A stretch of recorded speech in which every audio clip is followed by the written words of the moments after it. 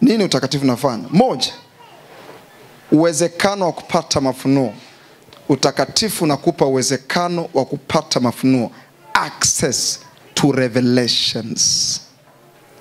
Access to revelations. Utakatifu unakupa uwezekano wa kupata mafunuo. Access to revelations. Unapata uwezekano wa kupata mafunuo. Yeah. Access to revelations. Ukisha kuwa wakfu, utaanza kuona Mungu anakufunulia mambo. Amos sura 3 mstari wa 7. Amos sura 3 mstari wa 7. Utakatifu unakupa uwezekano wa kupata mafunuo. Mungu anaanza kusema na wewe kwa namna tofauti kwenye ndoto. Mungu anaanza kukupa mafunuo. Mungu anaanza kuzungumza na wewe ukiwa unatembea barabarani. Kuna wakati mwingine Mungu anaweza kukufunulia jambo ukiwa umekaa kwenye kiti, unaongea na wenzako, unashangaa Mungu wa roho unafunguka mbele yako. Unaona kitu cha ajabu na kiandika pembeni. Access to revelations. Very important. Nisikie kwa makini. Angalia hapo. Hakika Bwana, niangalieni hapo kwa makini. Kila mtu aniangalie hapo. Hakika Bwana hatafanya neno lolote bila kuwafunulia. Bila kuwafunulia. Listen, bila kuwafunulia watumishi wake manabii siri zake au siri yake. Hakika, hivi unajua nini maana hakika? Hakika ni amin, amin. Hakika hapo Mungu akishaanza ile neno hakika, maana yake hakuna maswali kwenye hilo. Wala usiwaze mara mbili. Anachokisema ndivyo kilivyo. Bwana Mungu hatafanya neno lolote. Hatafanya neno lolote bila kuwafunulia watumishi wake manabii siri yake. So nisikilize. Unapoishi kama mtu aliyetengwa, unapoishi kwenye viwango vya ufalme wa Mungu bila compromise, kinachofuata ni kwamba Mungu ataanza kufunulia siri. Ataanza kufunulia siri kwa habari ya familia yako, ataanza kufunulia siri kwa habari ya ukoo wenu, ataanza kufunulia siri kwa habari ya mji wa Kahama, ataanza kufunulia siri kwa habari ya taifa la Tanzania. Na anasema hivi, imagine ukisha kwa mtakatifu na anajua kwa mahali fulani, Mungu kanuni zake za kiroho, anazuiliwa kufanya jambo isipokuwa amekutaarifu kwanza. Alipomwona rafiki yake Ibrahim, huwezi kuwa rafiki na Mungu mtakatifu isipokuwa nawe ni mtakatifu Ibrahim. Mungu anaenda zake Sodoma na Gomora kukamilisha mission ya kuiangamiza Sodoma na Gomora. Alafu akasemaje? Hivi tumfiche Ibrahim. Wakati Ibrahim atakuwa taifa hodari, atakuwa taifa kubwa. Ndio akapita kumtaarifu Ibrahim, wakaambia kile ambacho anaenda kukifanya. Sikiliza, ukianza kuishi na Ibrahim, ni mtu ambaye Mungu alimtoa kwenye ile mifumo ya ibada za sanamu. Utaanza kuona mabinti zangu, kuna Mungu anaonyeshaga watu. Vijana wa kiume, kuna Mungu anaonyeshaga watu. Utaanza kufunuliwa macho ya ndani na utaanza kuona vitu vya rohoni. Anaposema watumishi wake manabii, unaelewa kitu gani? Nataka nikufundishe kitu cha tofauti hapo. Manabii ni watu namna gani? Nataka nikufunulie hapo ufahamu wako. Tunaposema nabii, manake ni mtu aliyepakwa mafuta. Nabii ni mtu aliyepakwa mafuta. Walikuwa wanapakwa mafuta kwa ajili ya kusudi maalum. Moja, kulifunua neno la Mungu. Mbili, kuiongoza nchi. Ndio maana wao walikuwa wanafanya kazi ya kufunua neno la Mungu. Alafu mbili, walikuwa wanafanya kazi ya kuleta uongozi wa Mungu kwenye taifa fulani. Kwa hiyo tunaposema nabii, manake ni mtu aliyepakwa mafuta. Ndio maana nakumbuka ya kwamba walikuwa wanapakwa mafuta kwa wakati mmoja. Anaweza kupakwa mafuta mfalme na nabii, kwa sababu walikuwa ndo factors za muhimu kwenye nchi. So tunaposema nabii, manake ni mpakwa mafuta. Sasa tukiangalia kitabu cha waraka wa kwanza wa Yohana sura ya 2 mstari wa 20, utagundua Biblia inasema hivi, ninyi mmekwisha kupakwa mafuta na yeye aliye wa juu, nanyi mnajua nyote. Nanyi mnajua nyote. Manake ukisha pakwa mafuta na yeye aliye mtakatifu, unapaswa kujua. Listen, angalia hiyo kitu. Angalieni maandiko yanachokisema. Unajua maandiko ndio ujasiri wako. Nanyi mmepakwa mafuta. Kwa naposema hivi, sitafanya jambo isipokuwa nimewataarifu, nimewafunulia watumishi wangu manabii siri yangu. Na hapa anasema hivi, ninyi mmepakwa mafuta. Na yeye aliye mtakatifu, nanyi mnajua, sio mnajua yote, mnajua nyote.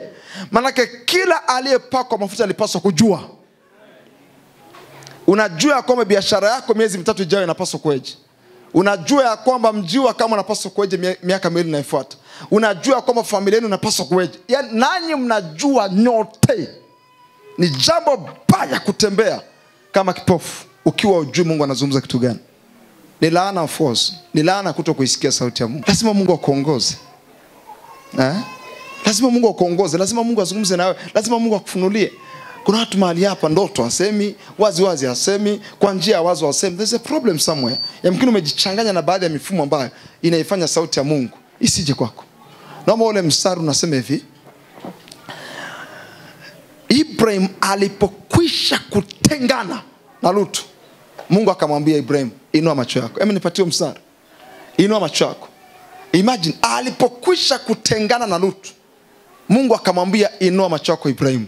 Alafu angalia nchi pande zote, kushoto, kulia, angalia mashariki, magharibi. Maana yake nini? Kuna wakati mwingine mtu akitengwa na watu fulani, akitengwa na mifumo fulani, macho yake yanaweza kufunguliwa akaona. Angalia, Bwana akamwambia Abraham alipokwisha kutengana na Lutu, inua sasa macho yako ukatazame kutoka hapo ulipo, upande wa kaskazini, kusini, mashariki na magharibi. Alafu endelea mstari unaofuata 15. Very powerful. Maana nchi yote uionayo nitakupa wewe na uzao wako hata milele. Angalia hapo. Maanake kuna wakati mwingine ukitengwa na vitu fulani, macho yako yanafunguka kuona. Wewe ni mtakatifu, umepakwa mafuta. Maanake kama umepakwa mafuta unapaswa kuona, macho yako lazima yaone. Hivi una habari ya kwamba jambo la sikitisha sana Mkristo akikwambia naomba nisaidie kurudisha nyota yangu. What are you talking about? Imeandikwa Kristo ndani yangu ni tumaini la utukufu. Unasema urudishiwe nyota wakati Kristo anakaa ndani yako. Ulikuwa unataka nini kwani? Kwa sababu ahadi ambayo wazazi wetu, baba zetu akina Ibrahim walikuwa wanaisubiri kwa miaka mingi. Biblia inasema hivi, walishinda kwa njia ya imani lakini hawakuipokea ahadi. Wewe miaka hii umeipokea ahadi, na ahadi hiyo ni Kristo. Alafu unasema nyota yako irudishwe. That's terrible.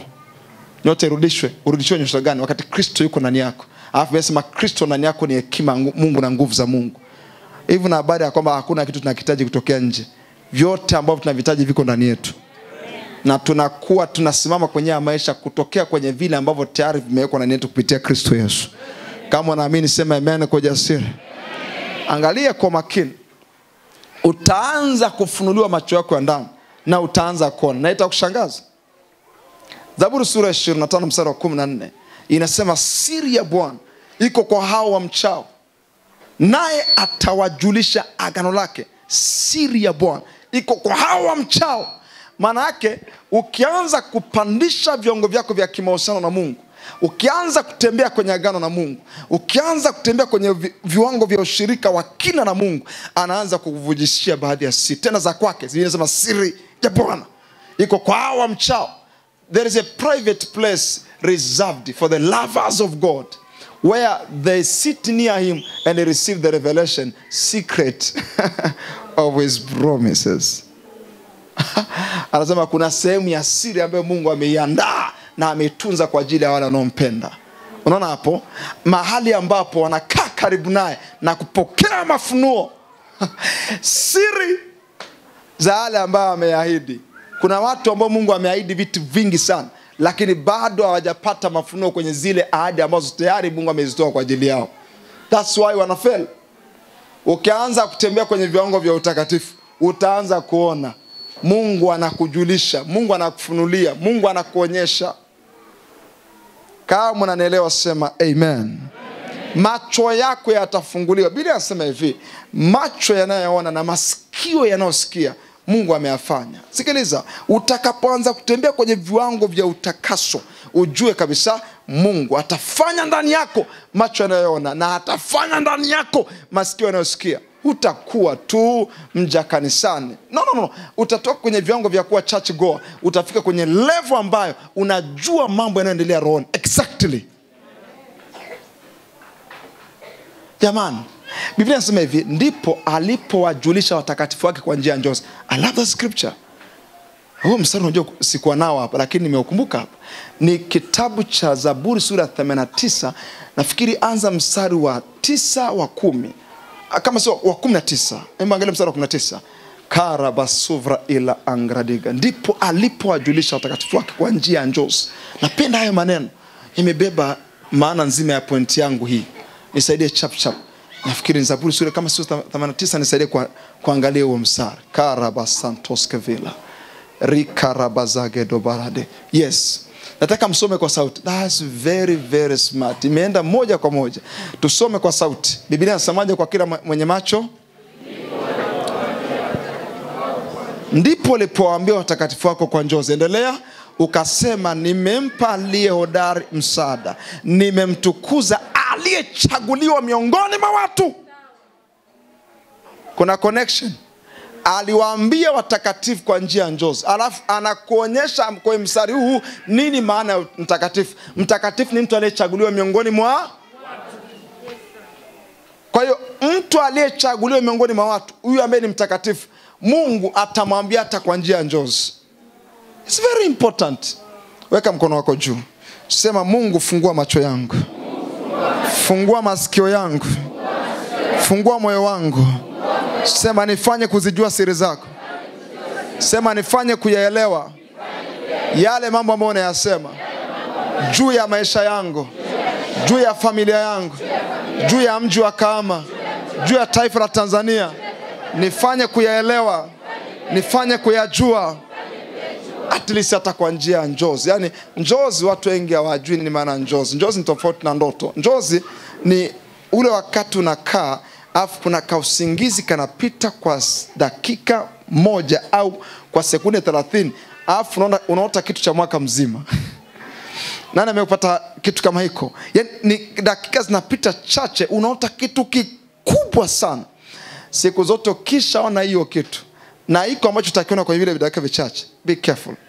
Ni Mungu amesema. Mara nyingi sana njozi ziko very smart.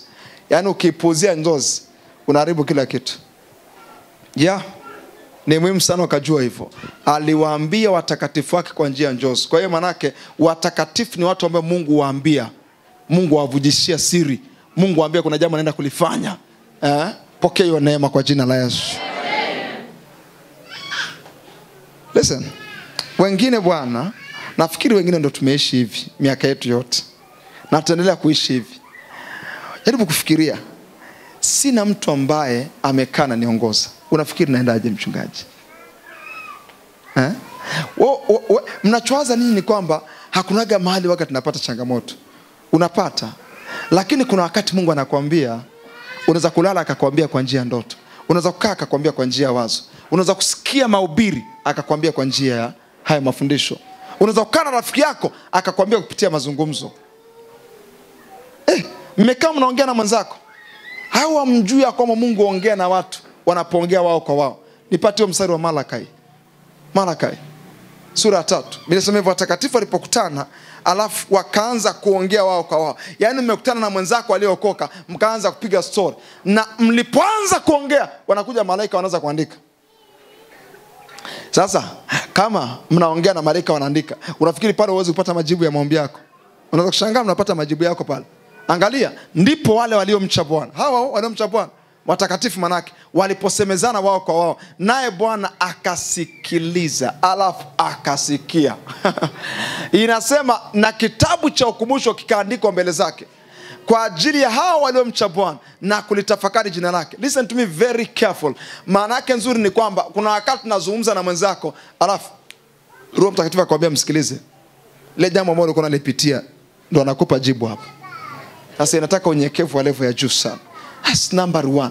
Unapoanza kuishi maisha ya kutengwa, unapoanza kuishi kwenye viwango vya utakatifu, ujue unaanza kufunuliwa vitu. Unaanza kuviona vitu kwa usahihi. Unaanza kuelewa mambo kwa namna roho. Biblia inasema hivi, mtu wa rohoni uyatambua yote, lakini yeye hatambuliwi. Mtu wa rohoni uyatambua yote. Unaanza kutembea na mafunuo ya kipekee. Mungu anaanza kufunulia kwa habari ya uchumi wako. Mungu anaanza kuambia exactly. Hivi unajua nyaga mtaki Mungu. Ni muhimu kumtaka Mungu akakwambia. Na mimi waga saki anaambia mara nyingi. Na wajuaga akiniambia mara moja tu naelewa. Alichoniambia nakiandika pembeni na naanza kukifuatia. Very important.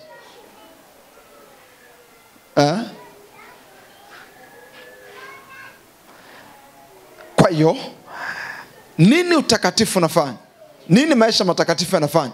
Maisha matakatifu yatakupa uwezekano wa kupata mafunuo. Mafunuo kutoka kwa Mungu, mafunuo kutoka kwa Roho Mtakatifu, na mafunuo kutoka kwenye neno la Mungu. Utajua vitu na utaviona vitu kwa uwazi wake. Mungu atakuonyesha kabisa njia yako ikoje na nini unapaswa kufanya. Jambo la pili, nini utakatifu unafanya? Utakatifu unakusaidia kutembea katika mamlaka ya kiungu. Utakatifu unakusaidia kutembea katika mamlaka ya kiungu. Mamlaka yako ya kimungu inaamuliwa na viwango vyako vya utakatifu. Yaani kiwango chako cha kutengwa, kiwango chako cha wakfu kitaamua mamlaka yako. Ndio maana baada ya Samsoni kunyolewa nywele, mamlaka yake ikaishia hapo hapo. Alipoambiwa Wafilisti wanakuja, Samsoni akajitikisa kama nafikiri itakuwa kama siku zote. Alipojitikisa hivi, nothing happened. Nguvu hazikuja. Angalia hapa, ndio Wafilisti wakamkamata. Wafilisti wakakimbia kwenye eneo mama kabisa la muhimu sana kwenye maisha, wakamtoboa macho. Alafu wakaanza kumisuse, wakaanza kumtumia vibaya. Mamlaka ya Samsoni kafia pale pale. Mamlaka ya Samsoni kaishia pale pale juu ya Wafilisti, juu ya maadui zake. Andika hii point. Ukitoka kwenye maisha utakatifu, adui yoyote anakuwa na nguvu juu yako. Very important. Ukianza kuishi maisha ya viwango viwili, adui yoyote anakuwa na nguvu juu yako. Hata mchawi wa field. Sababu Biblia inasema wala msimpe ibilisi nafasi. Ukisha toa nafasi kwa adui, ujue sekunde ile ile. So, usifikiri ni muda ule ule, sekunde ile ile tu. Samsoni akaamka akafikiri ni siku zote. Tajitikisa alafu nguvu zitarudi. Alipojitikisa hapakuwa na nguvu. Ndio alijua siku hiyo amepatikana. Watu walikuwa wanashauku naye miaka mingi, siku hiyo wanashangilia. Tumemkamata Samsoni au tunaota ndoto? Mtu aliyekuwa anafunga mbweha 300 shambani na kuziwasha moto na kuziambia nendeni kwenye mashamba ya Wafilisti. Authority kama hiyo. It's very important. Unavotembea maisha, unavotembea kwenye viwango vya maisha matakatifu, jua na kujua mamlaka yako ya kimungu inapanda. Naomba niwape siri moja, kitabu cha Marko sura ya kwanza mstari wa 23 hadi mstari wa 26. Marko sura ya kwanza mstari wa 23 hadi mstari wa 26. Chap. Marko sura ya kwanza mstari wa 23 hadi mstari wa 26. Nataka tuone haya maneno, ni ya muhimu sana. Biblia inasema hivi, na mara pali kuwapo ndani ya sinagogi mtu mwenye pepo mchafu. Alafu akapaza sauti. Endelea. Takafuatilia hiyo mistari. Fuatilia kwa makini. Mstari 28. Akisema, tuna nini nawe, Yesu wa Nazareti? Je, umekuja kutuangamiza? Pepo anapiga kelele. Wanauliza, je, umekuja kutuangamiza? Manake Yesu alikuwa na viwango vya kuangamiza, sio vya kutoa pepo. Yaani Yesu akifika mahali fulani pepo anaanza kuangamia pale pale. Je, umekuja kutuangamiza? Mstari unaofuata, pepo anaongea mwenyewe, na kutambua u nani. Msifikiri mapepo hawafahamu. Mapepo yanawajua. Yaani hivi unavokuja kwangu nikuombee, iko hivi na hivi, iko hivi na hivi, naomba niombe. Pepo anasema, angalia anapomdanganya babake. Ngoja aachane naye tu aone. Na kutambua u nani. Na kutambua u nani. Sikiliza. Shetani anakujua, kuna ufahamu wa shetani kwa habari yake na wewe. It's very important ukajua. Mungu anakutambua, pepo anakutambua. Ndio maana tunajua hiyo siri kutokea wapi pia. Kwa Matendo ya Mitume sura 19 mstari 13. Wale wanaosikia waliulizwa na pepo hivi, mnasema kwa jina la nani? La Yesu. Na nani? Na Paulo. Yesu tunamjua. Yaani hatuna mashaka na Bwana Yesu, tunamjua. Paulo pia tunamjua. Ikawa issue ni kina nani? Na nani amewatuma? Naona ndugu zenu waliondoka hawana nguo. Walipigwa kaondoka hawana nguo. Na kutambua, okay, rudi kule ni kwa muhimu zaidi. My good God. Rudi kule kwenye kitabu cha Marko sura ya kwanza mstari wa 24 please. 24, Marko sura ya kwanza mstari wa 24. Angalia. Okay, na kutambua huu nani? Mwangalie jirani yako, mwambie pepo anakujua. Mwambie pepo anakujua. Mwambie ukiwa na kona wanajua. Haya, na kujua unani.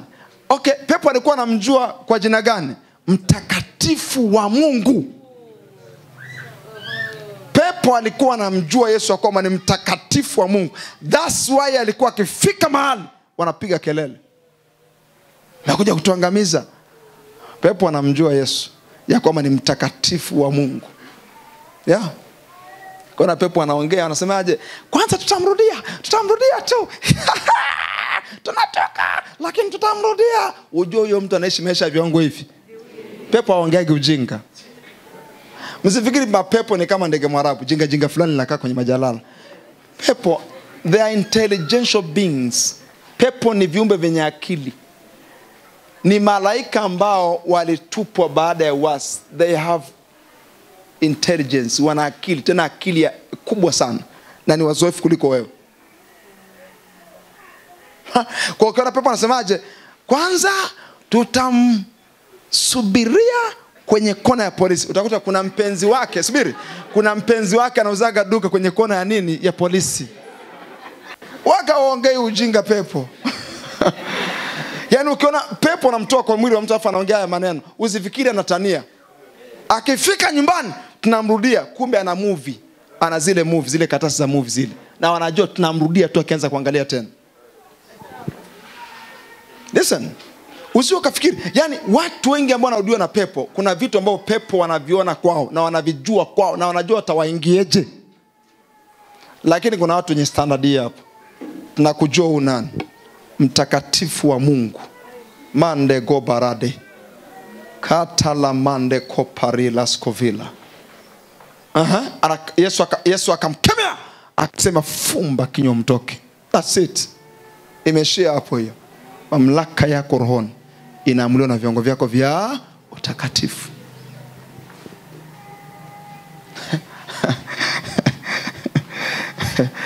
Naomba tuende kwenye kitabu cha Danieli sura ya 4 mstari wa 17. Nitawasurprise kitu kidogo pale. Alafu tuendelea. Washirika wangu, wanaume, wanawake, mnakutana na mambo mengi sana. Mnakutana wafanya biashara wengi sana. Mnakutana na watu wanaotumia madhabahu za giza kwa namna serious. Unapaswa kutembea kwenye viwango vya wakfu. Mambo unapaswa kuelewa kwa kina. Ili ukionekana pale ana feel that tenacity. Yani ana feel kile kitu cha roho nilichokibeba. Yani zile dakika 5 mekana hivi. Ngoja niwachekeshe kitu. Listen. Mwaka 2018 nimetoka Shinyanga. Nilikuwa kwenye madarasa ya Biblia. Na nilikuwa nasoma ni degree ya Biblia. Sasa nimetoka nikafika, kulikuwa na ibada inaendelea hapa. So nilikuwa nawahi kuja ibadani. Nilipofika stendi, kuna kijana mmoja wa bodaboda akanipakia. Aliponipakia akanishusha pale. Aliponishusha akaniambia, "Wewe ni nani?" Nikamwambia mimi ni mchungaji. Akasema, "Mimi nilikuwa nimebeba jiwe kubwa. Yaani toka stendi naona nimebeba jiwe zito." Yuko pale. Akaniambia ni jiwe zito limenitesa. Imagine tumetoka stendi mpaka hapa, anasema ameteseka mno sababu amebeba jiwe.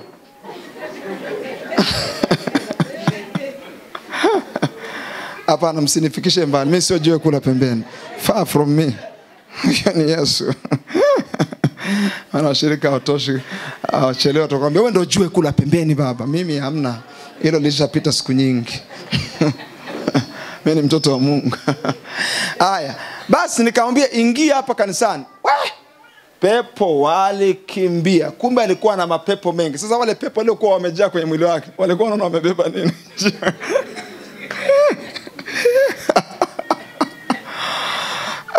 No. Utaanza kuona uzito wako wa roho unakuwa mkubwa. Ukianza kuishi kwenye hivi viwango. Very important. Very important. Inafika level wa shirika, mtu akikusalimia arudishe mkono. And you know, najua kabisa hapa kuna kitu. Na kuna kitu nimebeba. Sio mpaka mchawi anakushikia mkono na kuambia hivi, sema, sema, Sema. Ukiona hivyo ukatubu. Tena tafuta siku 7 utubu, ulie. Mchawi. Hakuna kitu ndani, yani wewe ni kopo tu upate vumao. Hakuna kitu ndani. Weight yako ni ndogo. Unajua nini maana mtu kuambia hivi tuone? Mimi nitaenda kulia. Sitakula siku 3. Tuone. Mtu anakuambia wagiza tuone. Maana yake ameshakupima roho, amegundua ni lightweight. Uzito mdogo. Daniel sura 17. Hukumu hii imekuja kwa agizo la walinzi. Nataka muone hapo. Na amri hii kwa neno la watakatifu. Kwa neno la watakatifu. Neno nataka ujue hapo ni amri. Kwa amri ya watakatifu, kwa agizo la watakatifu, kwa neno la watakatifu, kusudi walio hai wapate kujua kwamba aliye juu anatawala katika ufalme wa wanadamu, naye humpa amtakaye na umtawaza juu yake aliye mnyonge. Naomba tafsiri ya kama una easy translation sio kama inaweza kupatikana, lakini inasema hivi: the holy angels who take care of the earth have decided this and it is their command. Malaika wale ambao wakati ule wa Daniel walikuwaga wamepewa mamlaka ya kuitunza dunia wakati wa Daniel, ndio ambao walifanya hayo maamuzi na wakamuri lo agizo. Kama mnisikie kwa makini. Wakati ule kabla Bwana Yesu ajaja, wakati wa kina Daniel, wakati wa kina Nebukadreza, hapakuwa na watu kama sisi. Kwa hiyo malaika walikuwa wanatumwa kutoka mbinguni kuleta usalama kama doria, kuanzia kwa ulimwengu wa roho mpaka mwili. Kwa hiyo walikuwa na take care, walikuwa wanafanya ulinzi kwenye yale mataifa. Sasa malaika wakamsikia Nebukadreza anazungumza vitu vya dharau. Hapo unaelewa kwamba Nebukadreza alikuwa anajitapa kana kwamba ameujenga Babeli mwenyewe. Listen to me very carefully. Sasa wakati na tafakari haya maneno, Roho Mtakatifu akaanza kunifundisha, akaniambia hivi, hapo anaposema hivi, the holy angel who take care of the earth has decided this. Akaniambia hivi, malaika watakatifu sasa hivi wafanye kazi ya kutunza dunia. Wanaofanya kazi ya kutunza dunia ni sisi tuliokoka. Kwa maana yake sisi ndio ambao tuna take care. Sisi ndio ambao tunaitunza dunia hii. Ndio maana tunasema kwamba yuko azuiaye mpaka atakapoondolewa. Maana yake mtu yeyote aliyezaliwa mara pili, yeye ndo alipaswa kuwa mlinzi kwa dunia hii. Wanake sisi ni walinzi kwa dunia hii. Afu wao ndio walioamua na wao ndio walioamuru. Kwa hiyo unaona kitu cha tofauti hapo. Mtakatifu ni mtu ambaye ana uwezo wa kuamua na kuamuru. Andika hiyo point. Mtakatifu ni mtu ambaye ana uwezo wa kuamua na kuamuru. You can decide and command.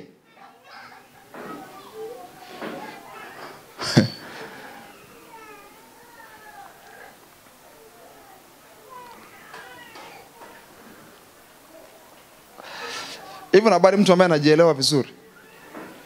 Mtu ambaye anajielewa vizuri anaweza kufanya hivi. Anaweza hata akiamua hamsikii Mungu amesema kitu gani, ila kwa sababu ana ushirika mzuri na Mungu, anaweza kuamua kutengeneza matatizo au mazingira anayotaka yeye. Kwa mfano, niangalie kidogo.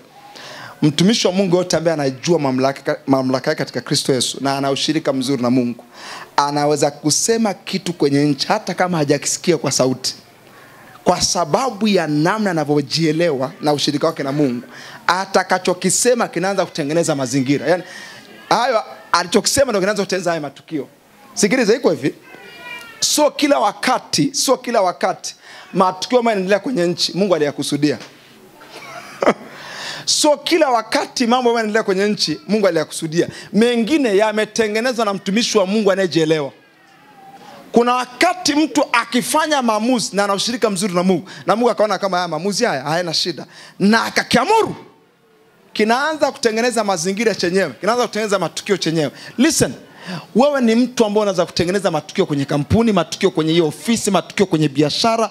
Kama ungekuwa na imani ungesema amen, Usisubiri watu wakusemee.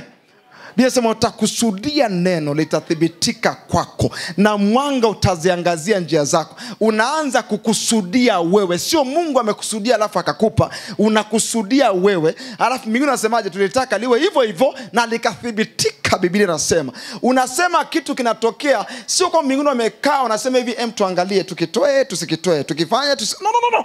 Ukisema kutokea kwenye moja na Mungu, Mungu anasemaje? Tulitaka kiwe hivi hivi. Pokea hiyo neema kwa jina la Yesu. Usisubiri watu wakuseme. Watu wengi hawana hiyo nguvu ya kusema, ni kwa sababu viongo vyao vya ushirika na Mungu viko double standard. Malaika walifanya maamuzi wakafanya kikao. Alafu unajua leo ndo tumegundua kwamba kumbe hakuwa hata Mungu. Malaika wakakaa kikao. Wale walikuwa wanaishi wana take care, ambao walikuwa wanatunza dunia, wakakaa kikao wakasema hivi, huyu bwana anajigamba hivi. Bwana nidhamu yake imekuwa iko chini. Unajua Mungu hawezi kupambana na alichokiumba. Mungu hawezi kupambana na Nebukadneza. Lakini walipokaa kikao wakasema hivi, hamna. Huyu jamaa anataka kuwa mchongo huyu. Anaanza kusema kama kana kwamba yeye ndo ameumba dunia hii, kama yeye ndo ameumba ufalme huu mkubwa wa Babeli. Wakafanya maamuzi, tufanyaje? Tumtoe. Tumtoe kwa namna gani? Aende porini akae miaka 7. Alafu nisikizeni kwa makini. Hivi mna habari walipofanya yale maamuzi? Hivi mna habari? Naomba niwachekeshe kitu. Mna habari ya kwamba Nebukadneza alianza kuota kucha kama mbwa pale ikulu, pale mbele za watu. Nini kilimfanya wale watu mtoe? Ni kwa sababu alianza kubadilika mbele yao. Nywele zikaanza kuota yani akaanza kuwa kama mnyama mbele yao. Ni kwa sababu alifanya maamuzi. Ni agizo la watakatifu.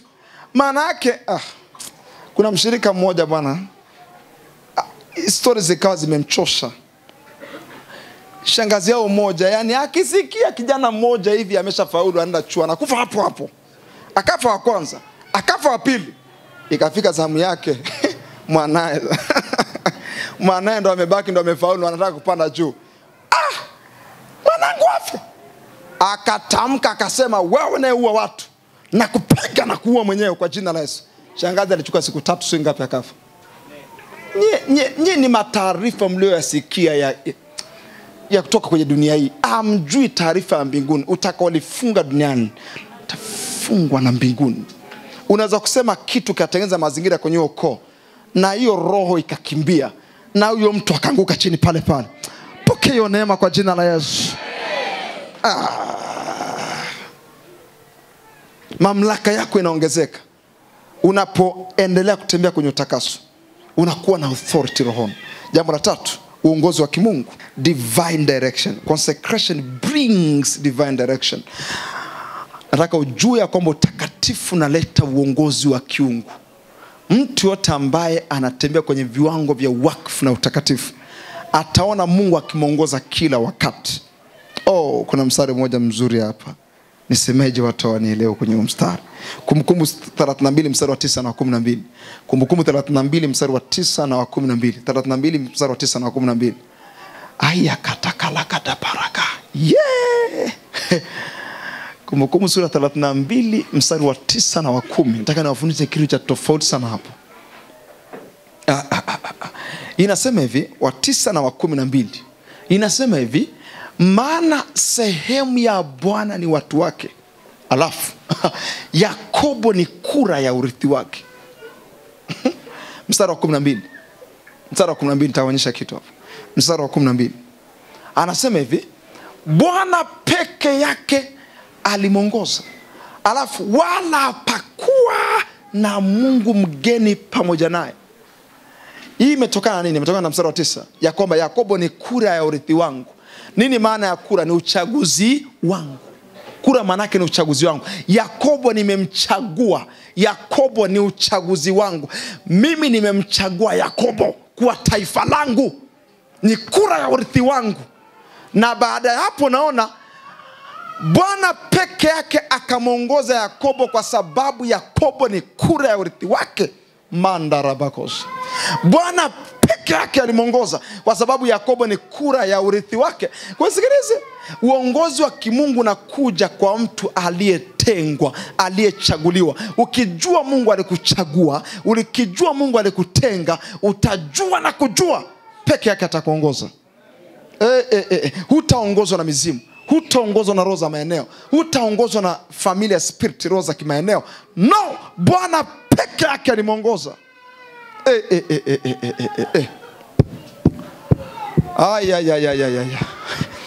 Hivi una habari? Nisikizeni kwa makini, nisikizeni kwa makini. Karabasata skovila. Mna habari kuna washirika sasa hivi kwenye ibada leo ya Jumapili wako kwa Zumaridi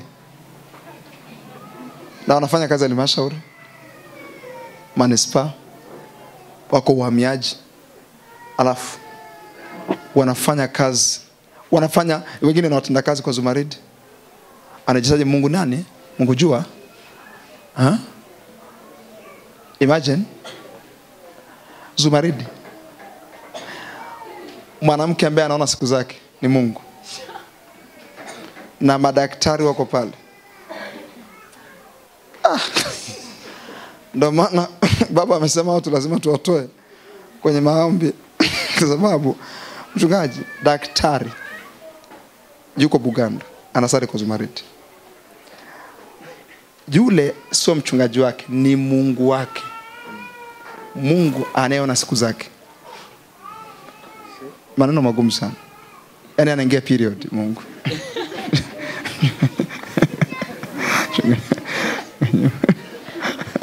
Mungu anaingia period. Mchungaji, kama wewe daktari yuko pale anasali pale, amelogwa siku nyingi.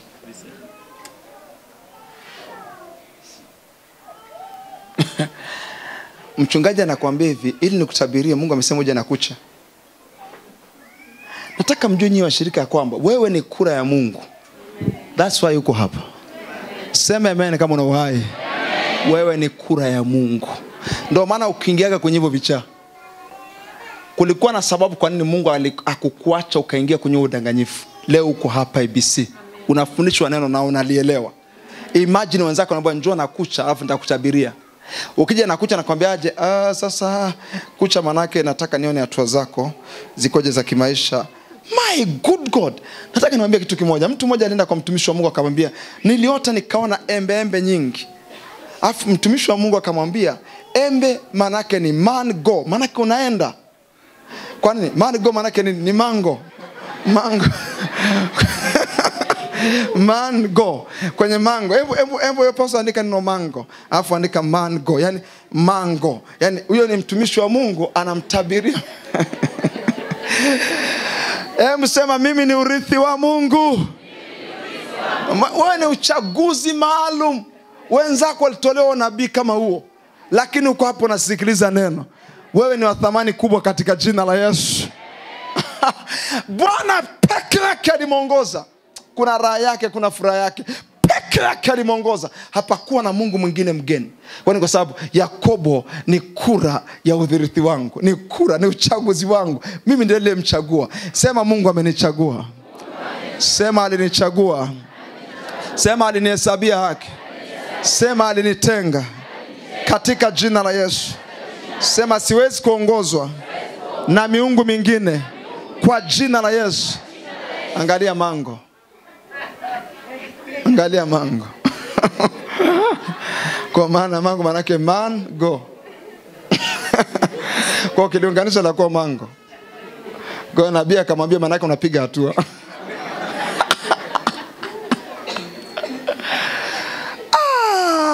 Mmoja nikamsikia anatabiria, anaambia hivi, anaambia kwamba alikuwa anasema hivi, ukiona nyasi zimekauka nyumbani kwako, hata kama ni kwenye varanda vitu kama hivyo, ujue uchumi wako unaharibika. Yes. Hivi najua ni mtu wa rohoni jamani. Hivi najua uko mbali sana. Hivi najua umeketi pamoja na Kristo. Kuja kwanza utafsiri nyasi nyumbani kwako. Ukiona mjusi ujue mikosi iko nyumbani. Mjusi. Hivi najua mjusi sio roho. Mjusi ni mdudu tu anayesema na Biblia kwamba ukaa kwenye nyumba za wafalme. Hana Kuna shida ya mjusi. Ukimwona mjusi nyumbani kwako ujue ni mfalme.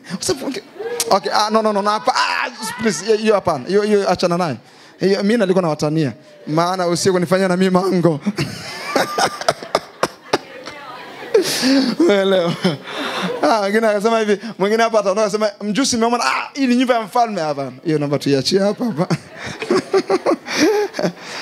Mijusi ukaa kwa nyumba za wafalme, lakini mtu anakuambia kwamba ukiona mjusi maana yake unaona mkosi.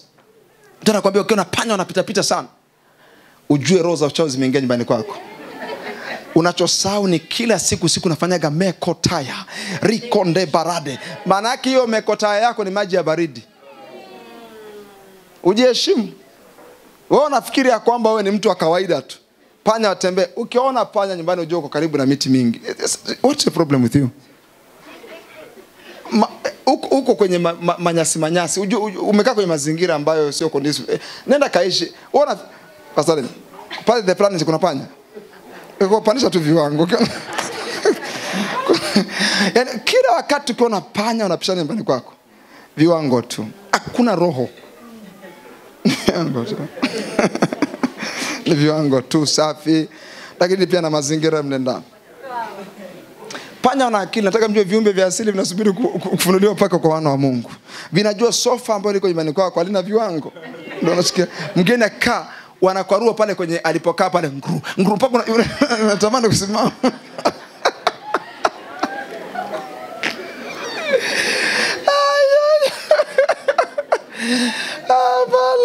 Kuna wengine magodoroni na njia za panya ndani.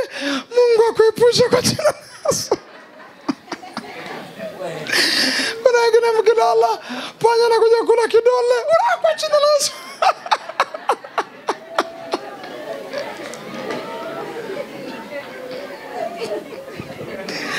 Oh no. Ayo, panya sio roho za uchawi. Panya ni wewe. Ukimwona panya ujue ni shida yako. Kwa hiyo sikiliza, unapotembea kwenye viwango vya utakatifu utaanza kuona panakuwa na uongozi wa kimungu. Sema amen. My good God. Unajua tunaongozwa na Mungu, hana tafsiri za kimwili. Anaweza kuona panya hivi lakini tafsiri zake ziko juu sana. Biblia inasema hivi, kwa kuwa umefufuliwa pamoja na Kristo, tafakarini yaliyo juu. Kuna mahali uko unafikiria uweze kufikiria kwa habari ya panya, atapita hutajali. Kwamba uanze kutafsiri mende. You are the child of God. Mende. Ukawa sema mbona mende wamekuwa wengi jamani? Mbona imekuwa haya? Mbona unapenda sana mambo ya kichawi? Au na wewe maana kinitokata mtu. Yamkini wao kuna shida nayo Kila kitu yani sisimizi wakiwa wengi na mchungaji. Yani pana sisimizi nyumbani kwangu. Mimi waga nashangaa watu na kuwaga wanajali vitu vya kijinga kama hivyo. Unawezaje kuanza habari za sisimizi?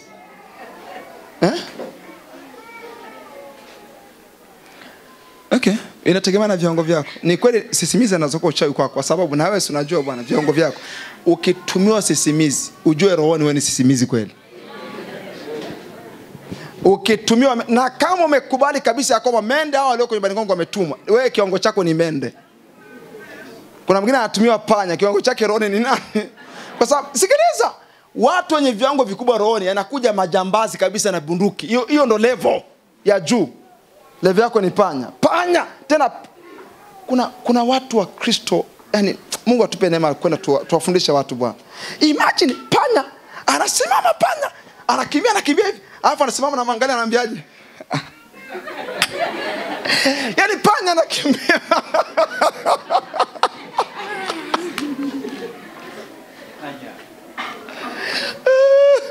Anafukuza panya. Wewe toka nyumbani kwa jina la Yesu. Alafu panya anakaa anambiaje? Wewe.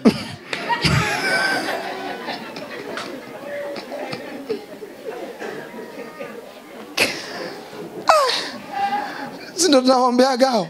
Ambia mchungaji wakati nafukuza panya, akasimama kabisa akaniangalia vibaya.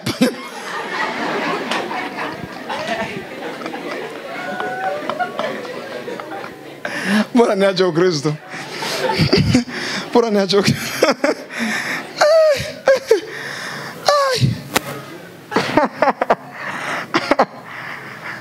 Jamani nacheni furahi kidogo. Oh no. Panya panya amekugeukia. So, mpaka nikaogopa mchungaji. Nikaogopa.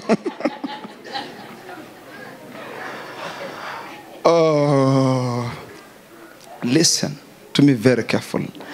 Hata kama vikitokea hivi na habari, hata hivi viumbe vya asili vinatuheshimu sana.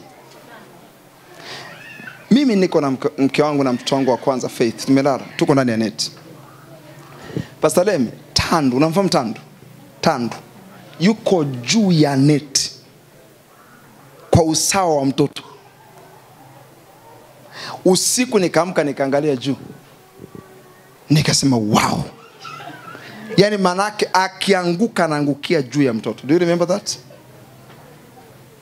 Nikawaamsha, nikawasogeza, nikamwangusha, nikampiga, nikamuua.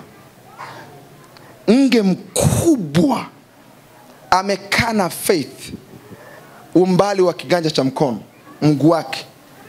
Yule nge atujui kwa sababu neti imekamata vizuri, atujui amepitia wapi.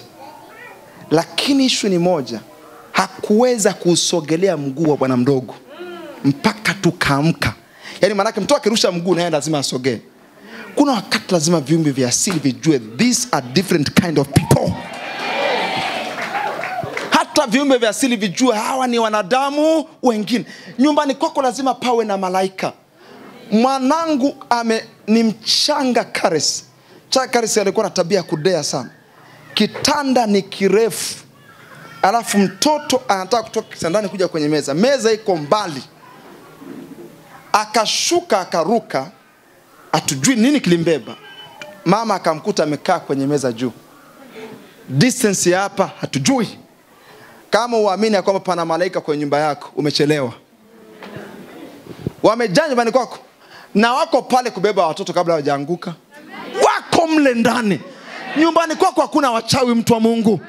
Pana malaika mle ndani. Usiamishwe vitu vya kijinga. Mtu aseme hivi, hey, mchungaji, nilikuwa nimelala hivi, nilipofungua macho nikaona kama kuna kiumbe kimepita. Jua ni malaika amefanyaje? Amepita. Imetosha. Unasimama, rikarabakota, hamwezi kuingia hapa kwa jina la Yesu. Malaika anakuambia ni sisi mwanangu, ni sisi.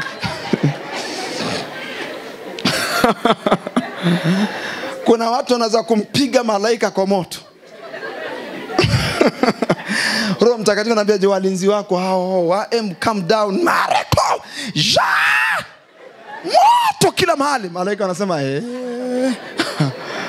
hapa kazi imekuwa kazi. Pale ambapo mle kuja kumlinda anawapa moto.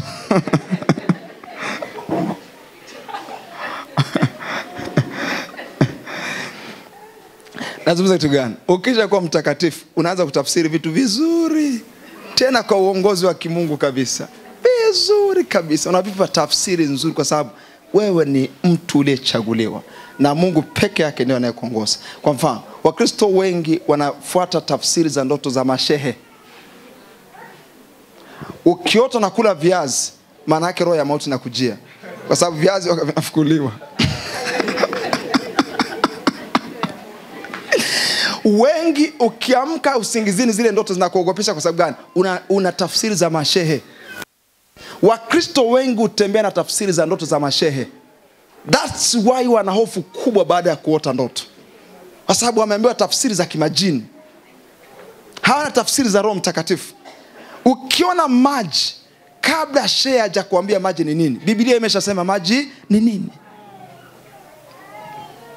It's a problem kwenye mwili wa Kristo. Watu wanaongozwa na ramli pasipo wao kujua. Watu wanaongozwa na mashehe, wanaongozwa na waganga wa kienyeji pasipo wao kujua. Watu wana tafsiri za kipepo kwenye mambo.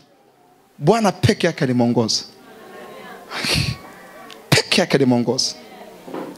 Unafahamu watu wa Mungu alivyo watakatifu? Mambo ya kikaba sana, anajua kuna mlango mkubwa zaidi umefunguka hapa.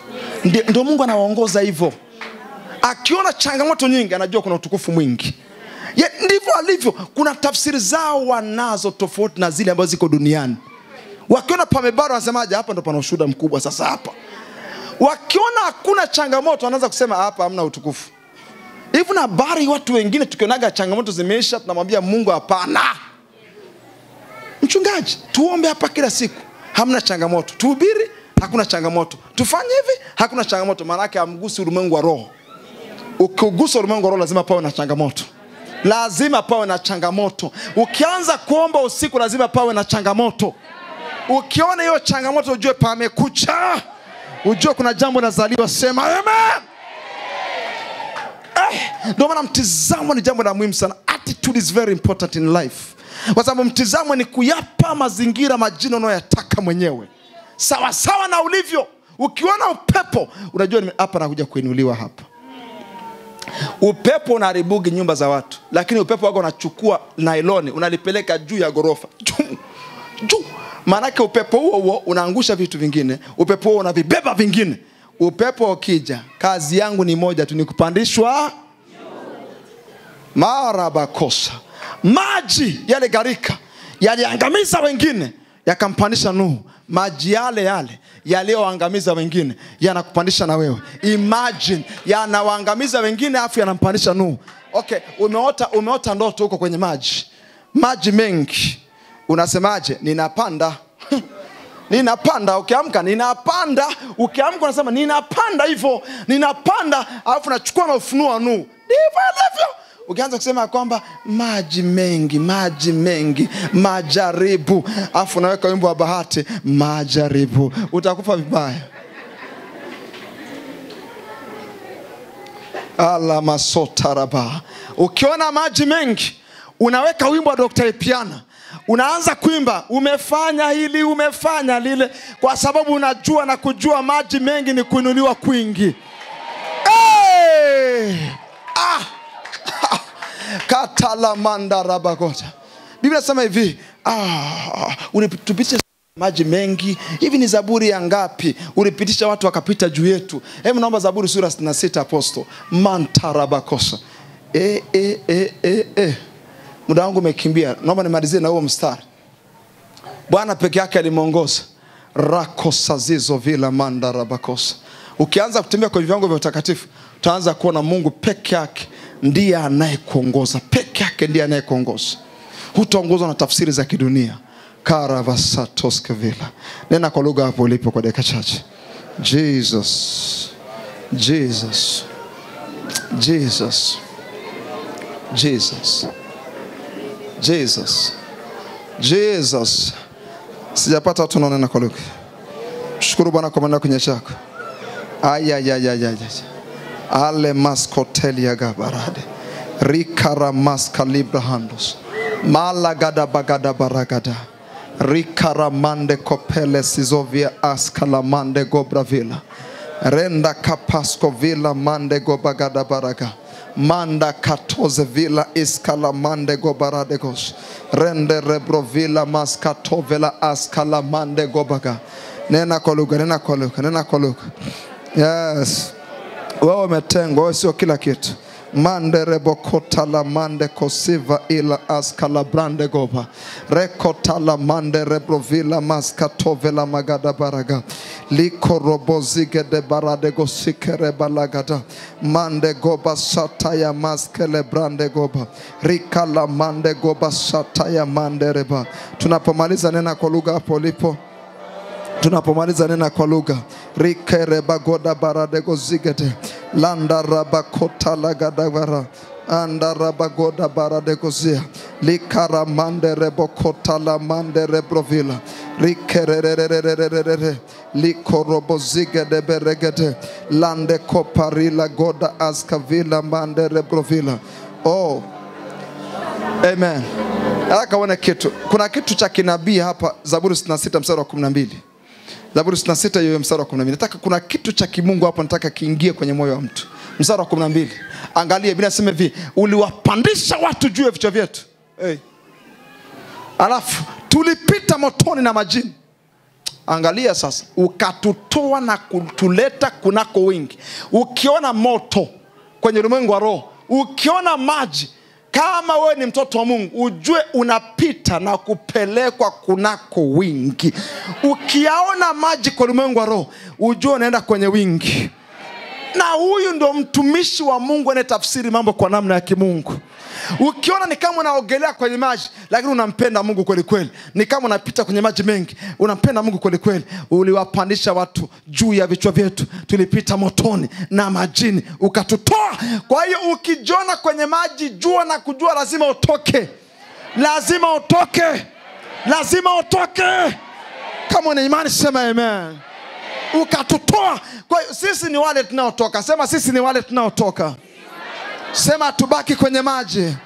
Sema mtu mmoja, sisi ni wale tunaotoka. Alafu ukatuleta. Ukiona uko kwenye moto na kwenye maji, ujue unapelekwa mahali penye wingi. Arabasai. Tunakwambia si kuna roho ya mauti, si mafuriko ya nini. No. Unapelekwa mahali penye wingi. Mantarabasai. Simama kwa miguu yako hapo ulipo. Wewe ni mtakatifu. Mandarabakota. Na Mungu amekufanya kuwa mtakatifu ili akufunulie vitu vingi.